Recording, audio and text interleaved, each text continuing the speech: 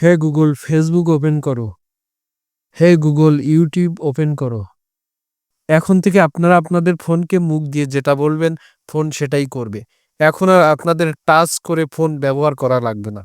তো এই সেটিংসটি করার জন্য সর্বপ্রথম ফোন থেকে সেটিংসটি ওপেন করবেন।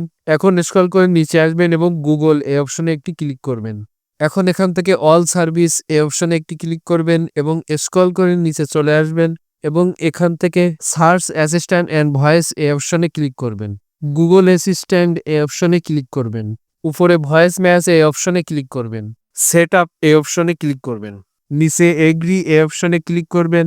এখন এখান থেকে উপরে আপনারা কিছু লেখা দেখতে পাবেন। এই লেখাগুলো আপনারা একে একে পর্যায়ক্রমে পড়বেন এবং পরবর্তী স্টেপে নিয়ে যাবে। এভাবে 4টা স্টেপ আপনাদেরকে ভেরিফাই করতে হবে।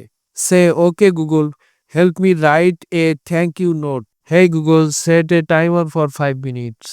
ঠিক এইভাবে আপনারা 4টি অপশন ভেরিফাই করে নেবেন এবং নিচে ডান এই অপশনে একটি ক্লিক করবেন। এখন কিন্তু আপনাদের অপশনটি চালু হয়ে গিয়েছে। এখন জাস্ট আপনারা আপনাদের ফোনের স্ক্রিনের সামনে আসবেন এবং এখান থেকে মাঝখানের যে বাটনটি এটা চেপে ধরে রাখবেন।